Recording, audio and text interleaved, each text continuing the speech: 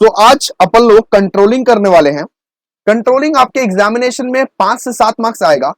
और आज हम लोग principle and practice of management का पूरा सिलेबस खत्म कर देंगे दोस्त। आज का वीडियो आप सबके लिए बहुत ही इंपॉर्टेंट है बिकॉज ये पीपीएम का लास्ट वीडियो है। लास्ट वीडियो बोल सकते हो, या तो और एक पार्ट अगर बनाने को मन किया तो बनाएंगे, लेकिन ये लास्ट चैप्टर जरूर है। ये चैप्टर के बाद और कोई चैप्टर आपको पढ़ना नहीं पड़ेगा पीपीएम के लिए। तो प्लीज ये वीडियो को ध्यान से देखना, जरूर देखना, और यस पूरा का पूरा एंड तक देखना। कंट्रोलिंग का चैप्टर तुमको पूरा अच्छे से क्लियर हो जाए, इसके लिए शुरू करते हैं कंट्रोलिंग वाला चैप्टर जल्दी जल्दी से। आ जाओ फटाफट से, और प्लीज लाइक सब्सक्राइब और शेयर कर दो। लाइक सब्सक्राइब शेयर का बारिश हो जाना चाहिए। शुरू करते हैं कंट्रोल। तो सबसे पहले हम लोग पढ़ेंगे कंट्रोल का भैया मीनिंग क्या होता है, मतलब क्या होता है कंट्रोल का। आइए इसको पढ़ते हैं। The meaning of controlling function can be defined as to ensuring that activities in an organization are performed as per the plans। मतलब कि कंट्रोलिंग का मतलब यही होता है, कंट्रोलिंग फंक्शन का मतलब यही होता है कि ये इंश्योर करना, ये चेक करना कि सब कुछ एज पर द प्लान्स चल रहा है कि नहीं। जो तुमने प्लानिंग बनाया था, जो ऑर्गेनाइजेशंस का फंक्शन, जो स्टाफिंग डायरेक्टिंग, सब कुछ एज पर द प्लान्स चल रहा है कि नहीं। इतना मेहनत से जो प्लानिंग बनाया था तुमने, वो प्लान क्या काम कर रहा है, ये चेक करने का मतलब क्या है, ये चेक करने का मतलब है कंट्रोलिंग। ठीक है, तो आप क्या लिख सकते हो आसान भाषा में, आप अपने कॉपी में क्या लिख सकते हो। The meaning of controlling function can be defined as ensuring that activities in an organisation are performed as per the plans. इसका मतलब यही है कि कंट्रोलिंग फंक्शन का मतलब यह है कि ये इंश्योर करना, ये चेक करना कि सारा का सारा activities as per the plans चल रहा है कि नहीं। सिंपल। आप अगर आप अपने कॉपी में लिख दो तो काम हो जाएगा, लेकिन मैं आपको कुछ एडिशनल पढ़ाना चाहता हूं। आइए इसके बाद पढ़िए। Controlling also ensures that an organisational resources are being used effectively and efficiently for the achievement of the predetermined goals. मतलब कंट्रोलिंग ये भी इंश्योर करता है, कंट्रोलिंग ये तो बताता ही है कि as per the plans activities चल रहे हैं कि नहीं। साथ में कंट्रोलिंग ये भी इंश्योर करता है कि ऑर्गेनाइजेशन के जो रिसोर्सेस है ना, वो एफिशिएंटली और इफेक्टिवली यूज हो रहे हैं कि नहीं। मतलब जितने भी रिसोर्सेस का तुम यूज कर रहे हो एक ऑर्गेनाइजेशन में, उसको इफेक्टिवली एफिशिएंटली यूज किया जा रहा है या नहीं, इसका मतलब ये भी है। ठीक है, तो दो पर्सपेक्टिव से आप कंट्रोलिंग का डिफाइन कर सकते हो। या तो दोनों ही लिख दोगे तो मार्क्स ज्यादा मिलेंगे, एक भी लिखोगे तो ठीक ठाक मार्क्स मिलेंगे। ठीक है, तो आपको कंट्रोलिंग का मतलब समझ गया होगा अभी तक। आइए आगे बढ़ते हैं। अभी हम लोग पढ़ने वाले हैं दोस्त फीचर्स ऑफ कंट्रोल। जल्दी जल्दी लाइक करो भाई, लाइक करो। लाइक का भूखा हूं भाई, आपके प्यार का भूखा हूं। चलिए आइए नेक्स्ट हम लोग करने वाले हैं फीचर्स ऑफ कंट्रोल। आइए शुरू करते हैं फीचर्स ऑफ कंट्रोल। सबसे पहला आप लोग देख सकते हैं काले काले अक्षरों में कंटिन्यूअस प्रोसेस। इसका मतलब यह है दोस्त कि कंट्रोलिंग कंटिन्यूअस है, कंट्रोलिंग चलता रहता है, कंट्रोलिंग कभी भी रुकता नहीं है। मान ले कि अगर एक मैनेजर कंट्रोलिंग करना छोड़ दिया एक ऑर्गेनाइजेशन में, यह देखना छोड़ दिया कि उसका सबऑर्डिनेट कैसा काम करता है, कैसा नहीं काम करता है, तो ऑर्गेनाइजेशन तो बर्बाद हो जाएगा ना भाई।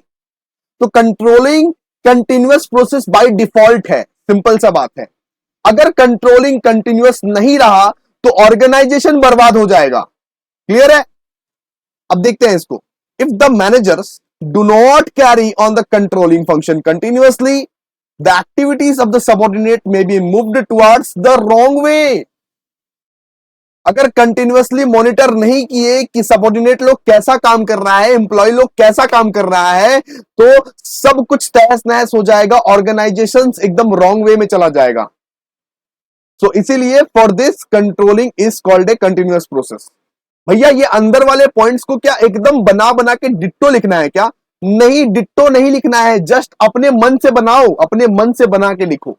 बस इंग्लिश सही रहना चाहिए बाबा, इंग्लिश सही रहना चाहिए। आप अपने से बना के लिख सकते हो। बस ये काले अक्षर जो है ना, काले अक्षर जिसको मैं अभी रेड से हाईलाइट कर रहा हूं, उसको सेम रखना। ठीक है, तो सबसे पहला फीचर के बारे में हमने पढ़ लिया, कंटिन्यूअस प्रोसेस। कंट्रोलिंग कंटिन्यूअस रहता है। आइए नेक्स्ट पढ़ते हैं। अब नेक्स्ट वाला है all pervasive function. All pervasive function, इसका मतलब यही है कि कंट्रोलिंग यूनिवर्सली अप्लाइड है हर जगह, चाहे वो बिग ऑर्गेनाइजेशन हो चाहे वो स्मॉल ऑर्गेनाइजेशन हो, कंट्रोलिंग हर जगह अप्लाई करता है, हर जगह। जहां पे कंट्रोलिंग नहीं होता है वो ऑर्गेनाइजेशन बर्बाद है। सिंपल सा बात है, अगर आप प्लान बनाओगे और प्लान को चेक नहीं करोगे कि सही प्लान है या नहीं है, तो फिर आपका कंट्रोलिंग एकदम बकवास है। ठीक है, तो परवेसिव फंक्शन मतलब क्या हो गया? परवेसिव फंक्शन को सिंपल सा बात है, अपने वर्ड में आप बना के लिख सकते हो। तो मतलब कि जैसे कि controlling is a pervasive function, it is applied in all type of organisation whether it is big और स्मॉल, इस तरह से आप लिख सकते हो। ठीक है, an important function of the manager of each and every department is to exercise power control over the activities of the subordinate. For controlling function is considered as all pervasive function. ठीक है, चलिए इसके बाद बात करेंगे third point का। Third point है आपका मतलब कि डायनामिज्म। क्या है वापस से बताइए? डायनामिज्म। अब थर्ड पॉइंट है डायनामिज्म, मतलब ये कंट्रोलिंग जो है ना बाबा बहुत चेंज होता है, चेंज होने में एडजस्ट करवाता है। बिजनेस एनवायरनमेंट जो है वो बहुत एवर चेंजिंग है, कब क्या चेंज हो जाए कुछ पता नहीं चलता। जैसे अभी कुछ साल पहले कीपैड वाला फोन था, अचानक से स्मार्ट वाला फोन आ गया, अचानक से स्मार्टफोन आ गया। कितना चेंज हो रहा है बताइए, कितने कम साल में कितना चेंज हो रहा है। अब फ्यूचर जनरेशंस में हर किसी के हाथ में हम लोग आईफोन देखेंगे, गारंटी बोल रहे हैं, हर किसी के हाथ में हम लोग आईफोन देखेंगे। ठीक है, तो ये जो चेंजिंग एनवायरनमेंट है उस चेंज को एडजस्ट कौन करवाएगा? उस चेंज को एडजस्ट करवाएगा कंट्रोलिंग। मान लीजिए प्लानिंग आप लोग ने बना लिया 5 साल पहले, मान लो भाई कि आपने प्लानिंग बनाया कितने साल पहले? 5 साल पहले। 5 साल पहले एक प्लान बनाया, वो प्लान तो भाई आउटडेटेड भी हो सकता है ना। वो प्लान आज के जमाने में तुम्हारा काम करेगा या नहीं करेगा तुमको पता नहीं है। तो ये चीज को ठीक करने में कंट्रोलिंग फंक्शन आपका यूज करता है, कंट्रोलिंग फंक्शन आपको हेल्प करता है। तो कंट्रोलिंग फंक्शन डायनेमिक है, ये सिचुएशन को देखता है, ये माहौल को देखता है, उसके बाद अपने आप को चेंज करता है। क्लियर है? ओके। इसके बाद fourth feature, controlling function is a forward looking. Controlling function is a forward looking, मतलब ये आगे देखता है, ये पीछे नहीं देखता है। ये देखता है कि क्या क्या गलती हो चुकी है, अब आगे कैसे मतलब कि भरना है, ये कंट्रोलिंग बताता है। जो गलती हो गई वो हो गई, पास्ट इज ऑलवेज पास्ट, लेकिन कंट्रोल क्या बताता है कि अब आगे कैसे बढ़ना है। ठीक है, तो past can never be controlled, जैसे आप लोगों को भी पता है, क्या आप पास्ट को कंट्रोल कर सकते हो? नहीं, लेकिन आप अपने फ्यूचर को तो कंट्रोल कर सकते हो ना। यस, तो वही चीज कंट्रोल करता है। Actually, control is exercised for attaining the expected result in future by applying the knowledge acquired through evaluation of past. तो कंट्रोलिंग क्या करता है? पहले पास्ट को इवेलुएट करता है, इवेल्युएशन ऑफ पास्ट करता है, और इवेल्युएशन ऑफ पास्ट को सीख के फ्यूचर में जाता है। ठीक है, इसीलिए इसको क्या बोलते हैं? Forward looking. मतलब पास्ट के सारे एक्सपीरियंसेस को गैदर करके अब आगे बढ़ता है, तो वो सब सारा चीज सीख के बढ़ता है। तो controlling is also a forward looking. ठीक है, इतना तो आप लोग को समझ में आ गया होगा। इसके बाद वाला पॉइंट देखिए ध्यान से, verification process. The main purpose of controlling is to verify whether there is an deviation between the actual performance and desired performance. मान लो कि तुम लोग एक फैक्ट्री का ओनर है, तुम्हारा ही एग्जांपल ले रहा हूं भाई, इतना कम थोड़ा ना समझना है, कॉमर्स के बंदे हैं हम लोग, कॉमर्स के बंदे हैं।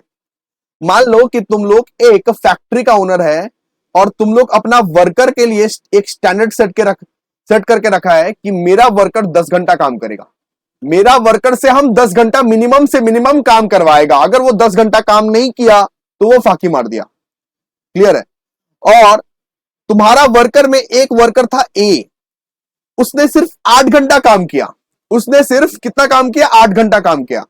अब ए से तुम पूछताछ करेगा ना भाई कि ये जो डेविएशन हुआ 2 घंटे का, वो क्यों हुआ, 2 घंटे का फर्क क्यों आया, क्या कर रहा था तुम ए?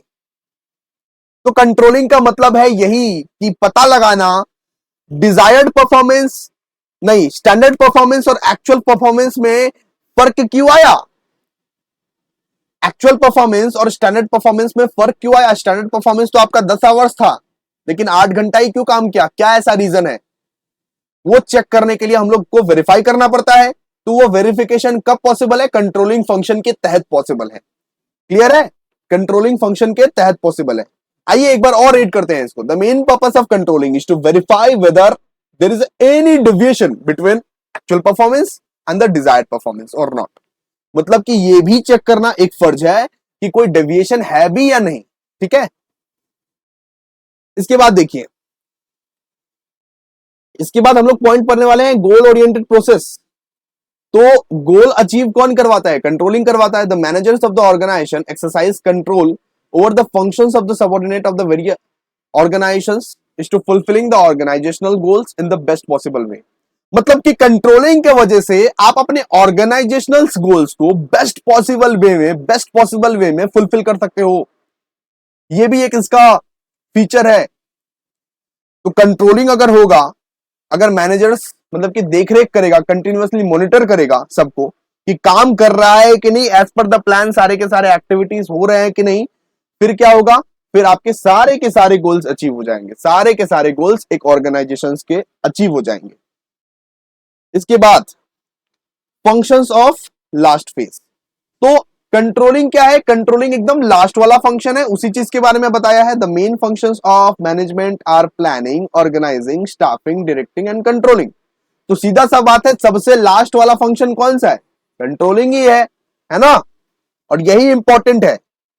यही वाला फंक्शन से हम लोग देख पाते हैं कि सारा का सारा चीज, सारा का सारा एक्टिविटीज हम लोग एज पर द प्लान्स कर पाए या नहीं कर पाए। क्लियर है कि नहीं बताओ? तो हम लोग ने फंक्शंस कर लिया, अब हम लोग करते हैं इंपॉर्टेंस। अब हम लोग क्या करेंगे? इंपॉर्टेंस। आइए, सबसे पहला इंपॉर्टेंस कंट्रोलिंग का, achievement of the organisational goal. Controlling का सबसे पहला ऑब्जेक्टिव, इंपॉर्टेंस, सॉरी, ये कंट्रोलिंग का सबसे पहला importance achievement of the organisational goal. तो कंट्रोलिंग से हम लोग क्या निकालते हैं? कंट्रोलिंग से हम लोग ये परखते हैं कि एक्चुअल परफॉर्मेंस कितना आया, स्टैंडर्ड परफॉर्मेंस कितना था।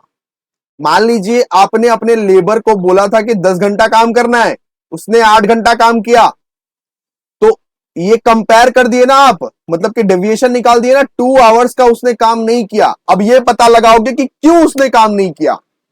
तो ये डेविएशन को फाइंड करना, ये एक कंट्रोलिंग का इंपॉर्टेंस है। ठीक है, through controlling managers can find out the errors and omission of the actual performance and through rectification of them they can move all the activity toward the achievement of the organizational goal। मतलब ये बात है कि अगर organisational goals को achieve करने में ये पर्टिकुलर लेबर काम नहीं कर रहा है, तो इसको निकाल देंगे, सीधा सा बात है, किसी दूसरे को रख लेंगे। हम लोग बेटर से बेटर कर सकते हैं कंट्रोलिंग के वजह से। कंट्रोलिंग के वजह से हम लोग सारा का सारा चीज एज पर द प्लान्स चला सकते हैं। क्लियर है कि नहीं बताइए? यस। इसके बाद ऑप्टिमम यूटिलाइजेशन ऑफ रिसोर्सेस। दोस्तों, कंट्रोलिंग के वजह से ना हम लोग अपने रिसोर्सेस का बेस्ट यूज कर सकते हैं। Best use, minimum input maximum output निकाल सकते हैं। क्या बेटा? मिनिमम इनपुट और मैक्सिमम आउटपुट निकाल सकते हैं। और कंट्रोलिंग में ही हम लोग ह्यूमन, फिजिकल और फाइनेंशियल रिसोर्सेस का बेस्ट से बेस्ट यूज कर सकते हैं। तो यही तो है कंट्रोलिंग का इंपॉर्टेंस। और क्या चाहिए तुम्हें? मैं अभी भी बोल रहा हूं कि भीतर वाला चीज पूरा बना के लिखना है, बाहर वाला चीज अपने से मत लिखना। बाहर वाला चीज एकदम डिटो डिटो लिखना, लेकिन भीतर वाला चीज एकदम बना बना के लिखना। ठीक है, इसके बाद देखिए, ध्यान दीजिए, बेटर परफॉर्मेंस। बेटर परफॉर्मेंस, अगर एक एम्प्लॉय कुछ गलती करता है, अगर एक एम्प्लॉय कुछ गलती करता है तो उसे सुधारने के लिए कंट्रोल करना पड़ता है ना, उसे मतलब कि डिटेक्ट भी तो करो। अगर कोई एम्प्लॉय गलती किए जा रहा है, फिर भी आप उसको सुधार नहीं रहे हो, तो ये तो आपकी गलती है। तो controlling creates a sense of responsibility for better performance among the employees. मतलब कंट्रोलिंग एक रिस्पॉन्सिबिलिटी क्रिएट करता है जिससे सारे के सारे एम्प्लॉइज बहुत बढ़िया तरीके से अपना काम को परफॉर्म करें। क्लियर है कि नहीं बताओ? यस भैया, पूरा का पूरा क्लियर है, मक्खन मक्खन एकदम। तो देखो कितना सारा पॉइंट पर है। Achievement of the organisation goals, optimum utilisation of resources, और तीसरा पर है बेटर परफॉर्मेंस। क्लियर है? इसके बाद timely supervision, controlling provides the reports and work regularly, मतलब कि प्रोग्रेस ऑफ वर्क रेगुलरली, मतलब कि कंट्रोलिंग के वजह से सारे के सारे लेबर लोग, वर्कर लोग अपना काम रेगुलरली करेंगे और रेगुलरली रिपोर्ट करेंगे आपको। मैनेजर को रेगुलरली रिपोर्ट करते हैं, और अगर कुछ भी एरर्स एंड ओमिशंस हो तो उसको तुरंत के तुरंत सुधारा जा सकता है। So if there is a errors and omission between the actual performance and the desired performance, problem can be detected and rectified before they are uncontrollable। मतलब कि टाइम रहते हुए सब कुछ सुधार लिया जाता है और एज पर द प्लान सारे के सारे एक्टिविटीज चलते हैं और हमारे ऑर्गेनाइजेशंस के जो गोल्स हैं वो अचीव हो जाते हैं। क्लियर है कि लोग? बताओ। तो टाइमली सुपरविजन होता है। इसके बाद improvement of the plans, if there is a deficiency in the existing plans, the same can be found out through controlling। ठीक है? The managers improve the existing plans through removal of the very deficiency। मतलब यहां पे ये बोला गया है कि अगर मान लो कि कुछ डिफिशियंसी निकल गई, अगर मान लो कि कुछ एग्जिस्टिंग प्लान्स में कुछ गलतियां निकल गई, एग्जिस्टिंग प्लान तुम्हारा मान लो फ्लॉप है, अच्छा प्लान नहीं बनाए हो तुम, तो कंट्रोलिंग के मदद से तुम वही प्लान को अच्छा बना सकते हो, बेटर बना सकते हो दोस्त, एफिशिएंट प्लान बना सकते हो, उसी प्लान को एफिशिएंट बना सकते हो। क्लियर है? तो अपने प्लान्स को तुम इंप्रूव कर सकते हो किसकी वजह से? किसकी वजह से बताओ, जल्दी जल्दी बताओ, कमेंट सेक्शन में बताओ। कंट्रोलिंग के वजह से। क्या भैया? कंट्रोलिंग के वजह से। आइए लास्ट वाला पढ़ते हैं, motivation of the employees. Controlling की वजह से आपके जो एम्प्लॉय है ना मोटिवेटेड रहेंगे, बिकॉज आप उसके मतलब कि देख रेख कर रहे हैं, आप उसके पीछे लग रहे हैं हमेशा। मैनेजर मान लो दिन में 4 बार अपने एम्प्लॉयज के पीछे लग रहा है कि काम हुआ कि नहीं, काम हुआ कि नहीं, काम हुआ कि नहीं, तो अपने आप एम्प्लॉयज मोटिवेटेड रहेंगे ना, एफिशिएंट बन जाएंगे। इनएफिशिएंट एम्प्लॉयज का कोई काम ही नहीं है। इनएफिशिएंट एम्प्लॉयज को मैनेजर देखेगा, भगा देगा, बोलेगा एज पर द प्लान तुम काम नहीं कर रहे हो, तुम निकलो ये ऑर्गेनाइजेशन से। क्लियर है कि नहीं बताओ? तो अगर कोई इनएफिशिएंट एम्प्लॉय भी रहता है तो उनको एक ट्रेनिंग प्रोवाइड किया जाता है जिससे वो एफिशिएंट बन जाए अपने काम में। ठीक है? तो देखिए दोस्त, ये जो हेडिंग है, हेडिंग को एकदम सेम टू सेम लिखिएगा। भीतर वाला पॉइंट्स आप लोग बना बना के भी लिख सकते हैं, लेकिन भूल भाल इंग्लिश मत लिखिएगा, भूल भाल इंग्लिश मत लिखिएगा। चलिए आगे आगे हम लोग पढ़ने वाले हैं। अभी कंट्रोलिंग का बेइज्जती करेंगे हम लोग, कंट्रोलिंग का बाबू हम लोग बेइज्जती करेंगे। अब लिमिटेशंस ऑफ कंट्रोलिंग पढ़ेंगे। आइए शुरू करते हैं। सबसे पहला limitations, complexity. Controlling complex system can be challenging due to numerous variable and interaction making it difficult to predict outcome accurately। मतलब कंट्रोलिंग ना बहुत कॉम्प्लेक्स है, बहुत कॉम्प्लेक्स है। आप एक्यूरेटली ये नहीं बोल सकते हो कि कितना गलती हुआ, क्या गलती हुआ। आप एक्चुअली एक्यूरेटली प्रेडिक्ट नहीं कर सकते कि कितना गलती हुआ, क्या गलती हुआ। आप ये क्या गारंटी ले रहे हो क्या अभी आप एक गलती को सुधार दोगे वापस कोई गलती नहीं होगा?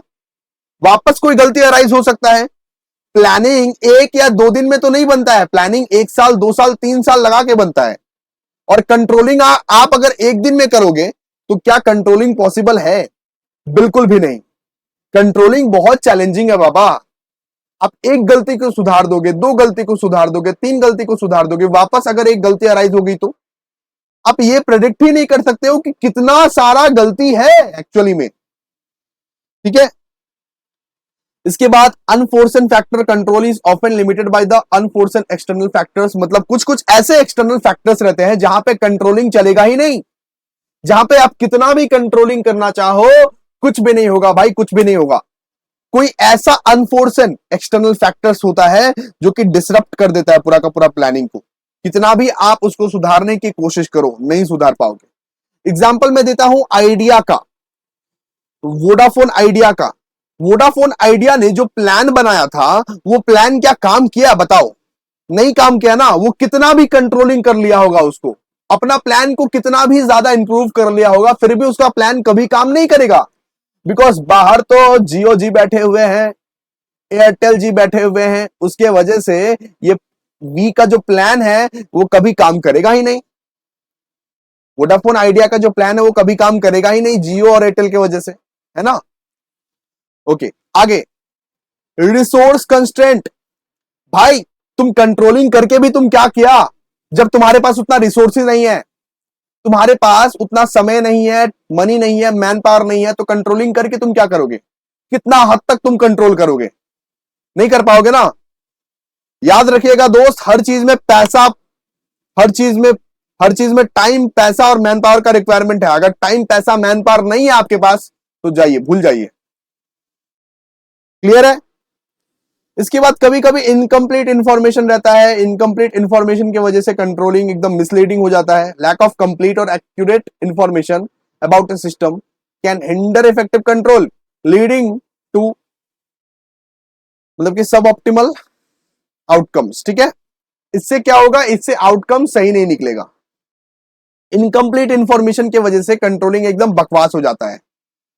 एंड डायनेमिक नेचर सिस्टम, मतलब कि अगर इन्वायरमेंट इतना चेंज होता रहेगा, इतना चेंज होता रहेगा, तो हम कितना चेंज करें कंट्रोलिंग की वजह से?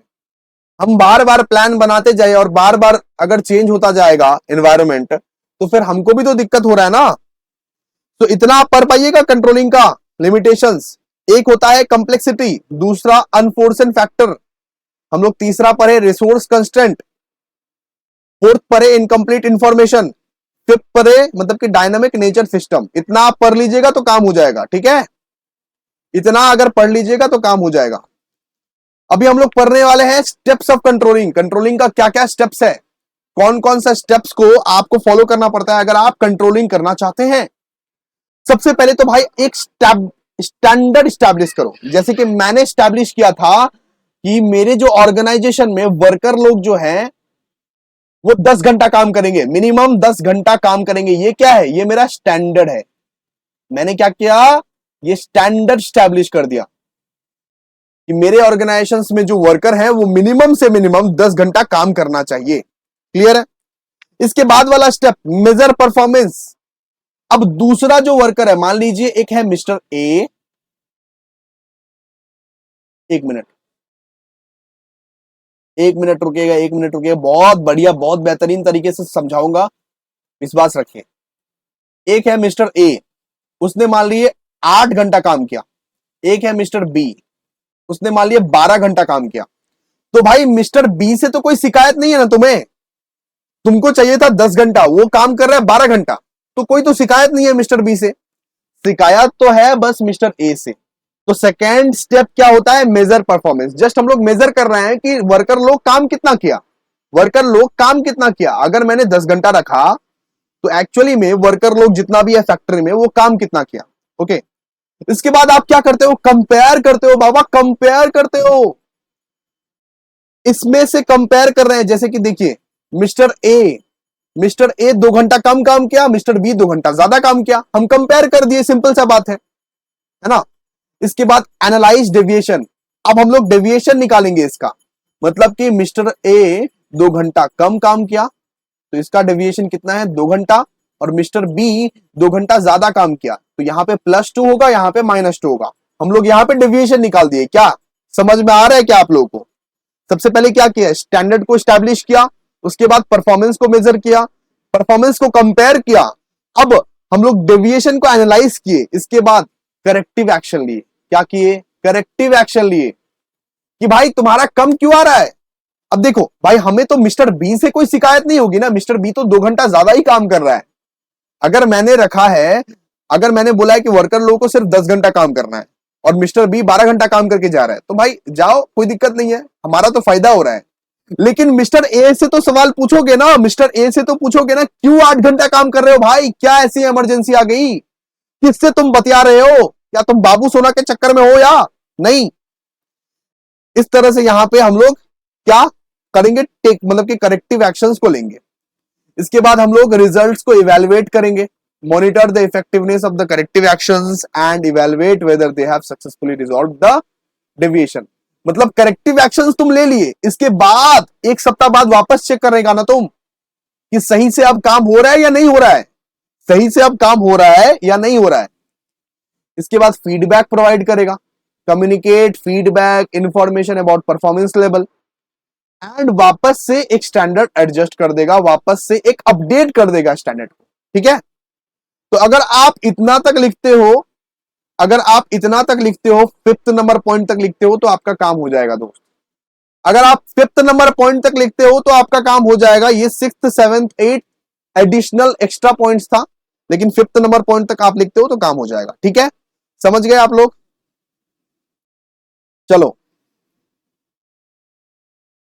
अब आगे पढ़ने वाले हैं relation between planning and control.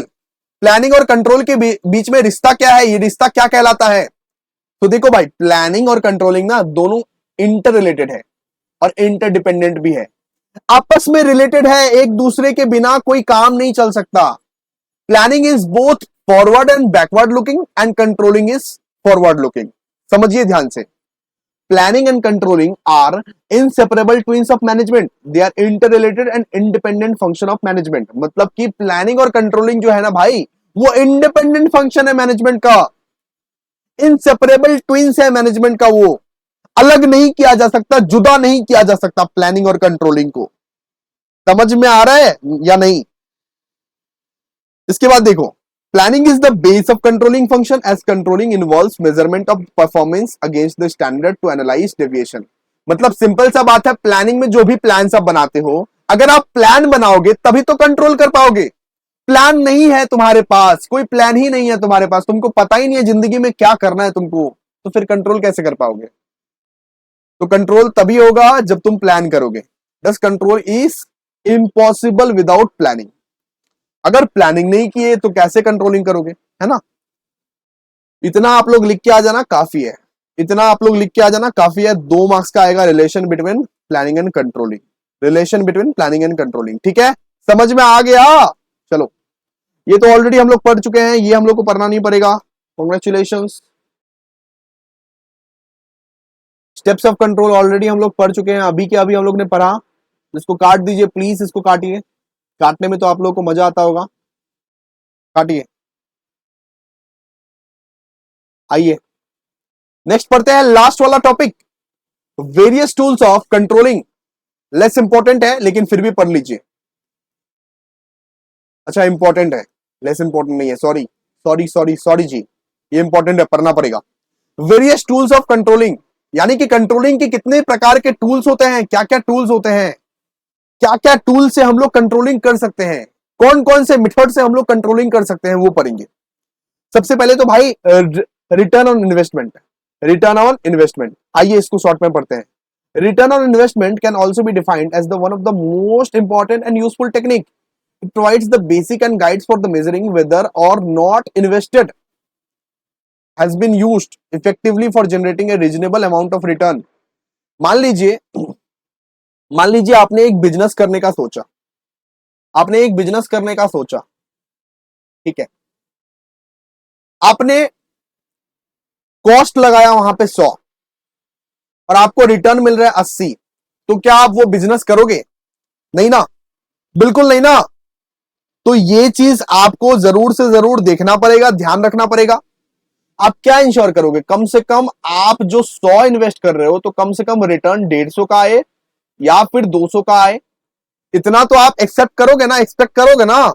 इसको बोलते हैं रिटर्न ऑन इन्वेस्टमेंट।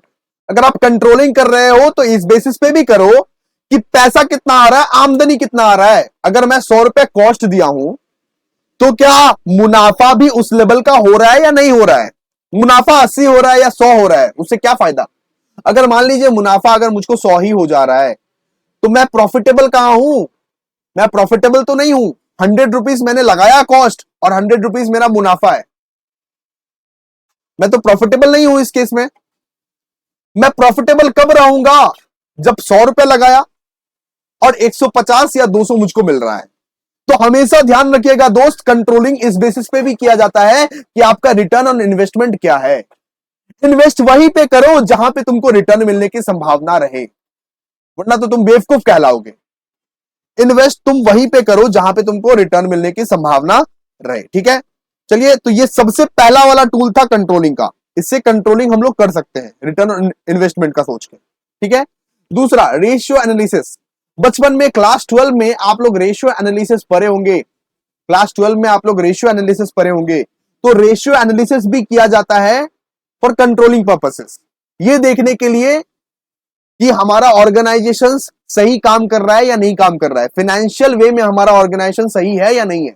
जैसे liquidity ratio, solvency ratio, profitability ratio, turnover ratio, ये सब सारे टूल्स को हम लोग यूज करते हैं कि डिफरेंट डिफरेंट एस्पेक्ट से हम लोग सही फाइनेंशियल ग्रोथ कर रहे हैं या नहीं कर रहे हैं।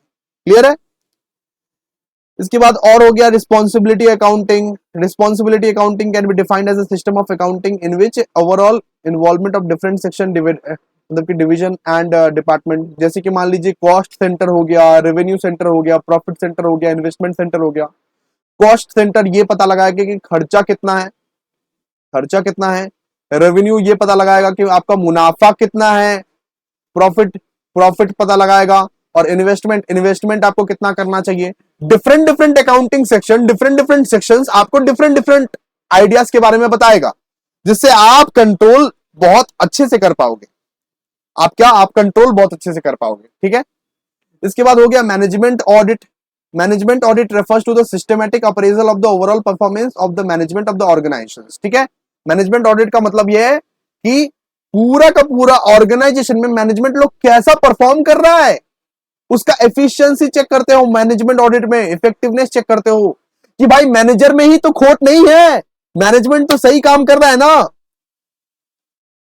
और वो फ्यूचर में कैसा परफॉर्म करने वाला है, उसका एम क्या है, उसका गोल क्या है। इसको हम लोग क्या बोलते हैं? Management audit. मतलब कि मैनेजमेंट ऑडिट का मतलब ये है कि मैनेजमेंट को देखना, मैनेजमेंट को परखना कि एक मैनेजर कैसे काम कर रहा है, मैनेजमेंट कैसे काम कर रहा है। क्लियर है? चलिए ये 4 आप पढ़ लीजिए। ठीक है? इससे आपका काम हो जाएगा और इसको रीडिंग पर्पस के लिए रखिएगा। 5 आ गया तो कोई बात नहीं, रीडिंग कर लीजिएगा इसका। और हमारा कंट्रोलिंग वाला चैप्टर ऑफिशियली खत्म हो जाएगा, ऑफिशियली खत्म हो गया। और पीपीएम हम लोग खत्म कर दिए दोस्त।